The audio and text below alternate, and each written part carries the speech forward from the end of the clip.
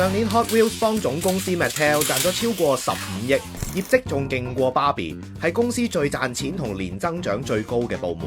法拉利、Formula One、Gucci、Supreme 都要揾佢合作。但你知唔知呢間美國公司早期原來係喺香港設廠？70年代佢哋仍然係喺堅尼地城運作嘅。依家走入 Hot Wheels 嘅辦公室，仲揾到一位香港設計師。早年佢仲出咗架綠色小巴，車頭尖沙咀啦。因為以前喺香港翻工，美泰 office 就係喺尖沙咀嘅。呢架車仔絕對唔係小朋友嘅玩具咁簡單。今集 Milk 主理嘅 Big Brand Theory， 我哋就揾幾位資深收藏家一齊解構下 Hot Wheels 嘅魅力。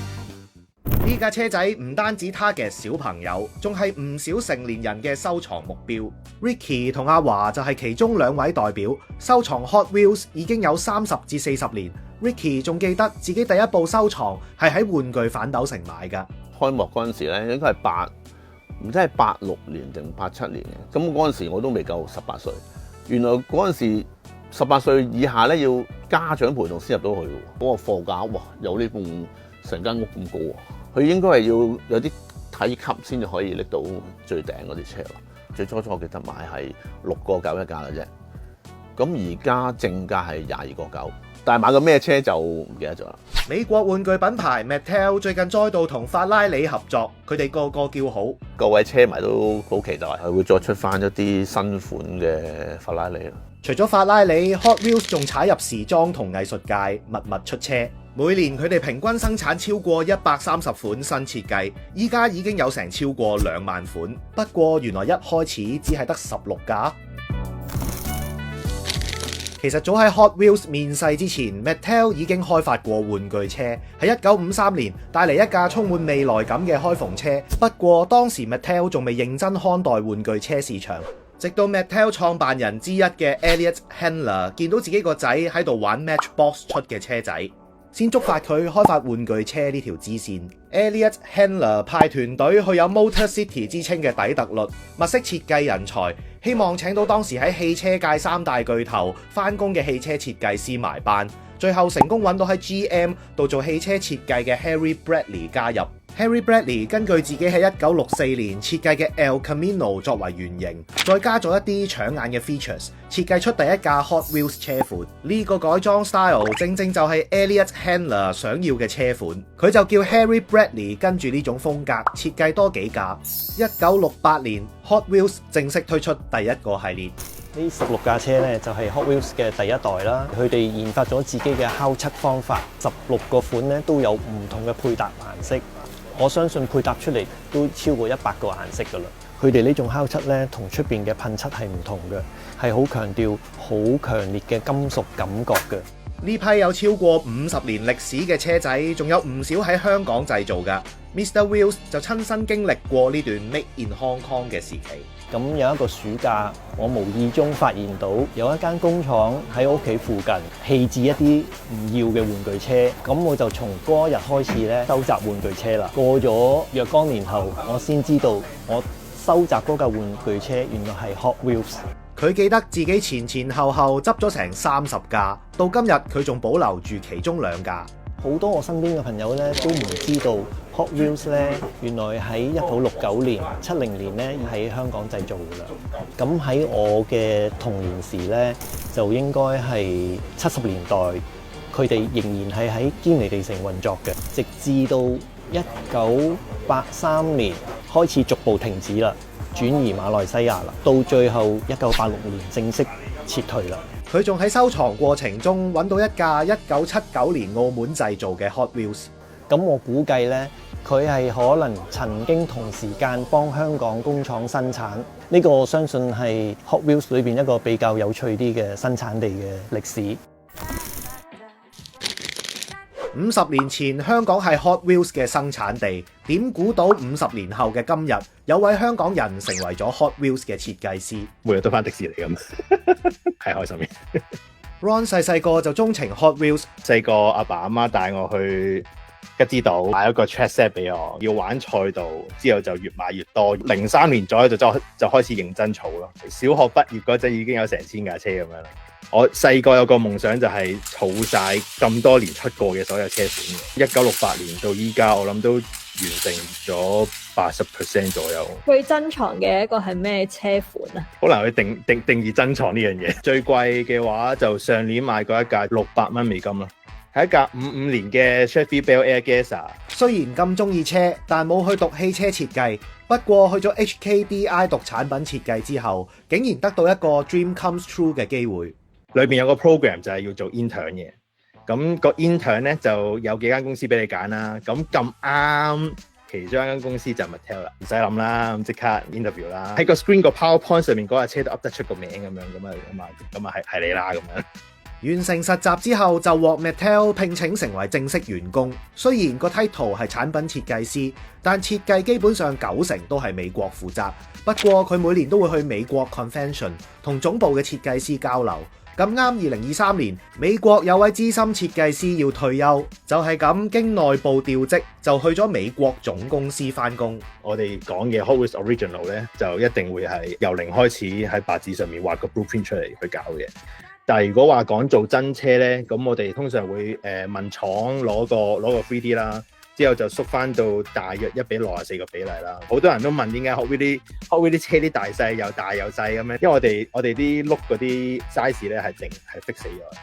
咁我哋將架車縮完之後咧，嗰個轆嗰個大細咧未必同真車一模一樣。咁我哋就要將個比例放大縮細，即係呢度可能加厚啲，呢度可能減啲咁樣去令到佢睇落自然少少，似個感覺似翻真車多啲咯。咁但係我哋有另一條 line 叫Elite 64嘅，咁嗰啲就真係度到好準，即係 base 上嘅真車去縮到真正64嗰個 size 去做嘅。設計完車型就會交俾 Deco Team 拉花，再做模、生產、包裝。Ron 由入行到依家已經設計咗超過40部 Hot Wheels， 佢最深刻嘅係呢一架 Lancia Stratos Zero 呢個係1970年嘅 concept car 啦。個故事就係嗰陣有一班 designer 就鬥設計一架最短嘅 concept car。咁啊Gandini佢自己就整咗呢一架出嚟。做嗰陣都幾困難嘅，因為個體積比較細啦，所有嗰啲料厚嗰啲我都 push 到好盡。不過最令香港人情迷嘅應該就係呢架小巴。本身 Ron 畫嚟純粹自娛，點知 Basic Car 嘅 manager 睇到之後，決定放入 Hot Wheels Metro 支線推出市場。香港小巴咁你見到車頭尖沙咀啦，因為以前喺香港翻工，美泰 office 就係喺尖沙咀嘅，呢都係人名嚟嘅。咁就係我以前喺香港 office 做過一齊共事嘅同事，想俾翻個 thank you 佢哋。如果細心留意，其實細架車仔都有好多細節位，就好似電影裡面啲彩蛋咁。Hot Wheels 啲車仔上面有啲假嘅 sponsor， 多數都係可能係美國嗰啲 teams 嗰啲人名啊，或者係馬拉廠、泰國廠裏邊人名。有報道指每30秒就有人喺社交平台 tag Hot Wheels， 係唔係真嘅呢？據 Mattel 統計，美國小朋友平均每人有50部 Hot Wheels， 每一秒就賣出22.5架 Hot Wheels 車仔。就國際市場研究公司嘅數據顯示，2024年全球最熱賣嘅玩具就係 Hot Wheels 嘅1:64車仔。上年 Hot Wheels 仲幫 Mattel 賺咗超過15億，業績勁過 Barbie。最大原因可能係買車嘅唔止小朋友，仲有一班大人。有冇計過你嘅收藏數量？就冇特登去補，但係如果淨係收藏嘅，我諗應該都過千架。最瘋狂就係儲咗架，可能有差唔多20部咁樣，同一隻款嘅。咁我就比較傻啲嘅，有一款車就係呢款林寶堅尼紅色嘅，近代出嘅。我都差唔多買咗100架，但係而家我香港設計師係特別中意呢架咯，我都有幾十架。呢架仲特登揾佢簽埋名添，好鼓舞嘅，有香港設計師設計翻香港嘅嘢。佢哋有時仲會一箱72架咁買，個樂趣就好似開盲盒一樣。哎呀，又係得呢啲嘢。咁有時喺原箱裏面咧，你會發覺有一架係限量尋寶系列。尋寶系列又叫 T-Hunt， 有普通版同埋特別版，兩者分別就在於特別版個轆會係橡膠製，同埋上油會再靚啲。而除咗獨立版本之外，每年仲會出一盒 box set 套裝。佢95年開始有天坑，呢套係96年，係，但係好似而家唔知12架喎，係咪？變咗15架啦。係啊， 15架揾錢啊！係開心嘅。 Hot Wheels 不時會出啲限定款，呢架就係抽到罕有 NFT 先可以換到嘅限量實體車。呢班車仔愛好者話，雖然最中意 Hot Wheels，但唔會單單只係買一個品牌。咁點樣分得出邊架打邊架呢？通常都會係專注個轆同埋個車型去衡量。你望慣就會睇得到咯。唔睇唔知，原來車轆都有成差唔多200款咁多。呢架咧就係我玩嗰個年代。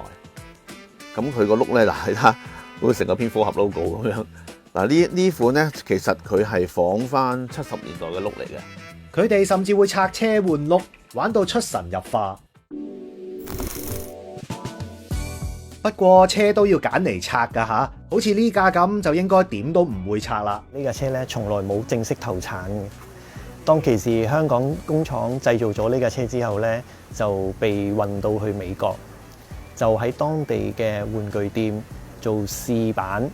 後來佢哋測試到咧呢架車喺軌道玩嗰陣時咧係好容易翻側，咁所以咧佢哋馬上將呢架原版嘅車咧就改變技術去加闊咗架車，就正式生產第2版嘅車啦。咁第1版嘅車咧流傳喺美國嘅咧，大約唔會多過100架。呢架車就係1969年嘅 Beach Bomb， 當年只係生產咗144至200架 prototype， 目前流傳落嚟嘅應該唔多過50部。收藏超過6000架 Hot Wheels 嘅 Bruce Pascoe 入手呢部只得2架嘅粉紅色版本時，估價大約15萬美金，依家已經升價到17萬美金。要衡量一架車仔嘅價值，除咗佢嘅出產數量，顏色係另一個原因。因為紫色同粉紅色咧流傳到今日嘅咧個數量係最少嘅。以邏輯推斷咧，男仔去買一架玩具車咧，一定係買喜歡嘅藍色啊、銀色啊、金色啊，比較女性化嘅顏色，紫色啊、粉紅色咧，當其時唔係咁受歡迎嘅，所以流傳至今咧，越少顏色咧係越稀有嘅。除咗超罕有車款，你知唔知 Hot Wheels 仲出過呢批踩 roller 嘅人仔添？依家已經好難揾得到。雖然物以罕為貴，但唔一定貴先值得擁有。幾十蚊嘅 basic 卡車款同樣有佢嘅價值。即係開心好簡單，就係望住啲車咁啦。呢架車仔絕對係唔少成年人嘅減壓良方。本地時裝比賽近年不時都邀請到 Martine Rose、三元康裕等國際知名嘅設計師擔任評審。呢個由香港貿發局喺1977年開始舉辦，稱為 YDC 嘅時裝比賽，就成為咗本地時裝設計師一個嶄露頭角嘅表演舞台。40幾年嚟 ，YDC 為本地嘅時裝產業批發過唔少人才。直到近年 ，YDC 更加成為咗年輕設計師創立自己品牌嘅跳板。而為咗進一步提升 YDC 喺國際舞台嘅認受性，於是近年評審嘅陣容除咗時裝界知名嘅設計師井野象之、攤倉之外，更加囊括咗從事時裝相關行業嘅專業人士。近年除咗同 Mini、Casetify 等單位合作之外，今年我哋 Milk 亦同 YDC 合作舉辦咗一次以 Crafting Your Brand 為主題嘅講座，仲邀請咗時裝雜誌業界嘅代表一齊嚟分享建立品牌嘅竅門，同埋入圍 YDC 嘅 tips。順便提醒埋大家，如果你係45歲或以下嘅香港永久性居民，有時裝設計相關嘅經驗，而又想投身時裝行業，今年嘅 YDC 亦已經正式接受報名啦。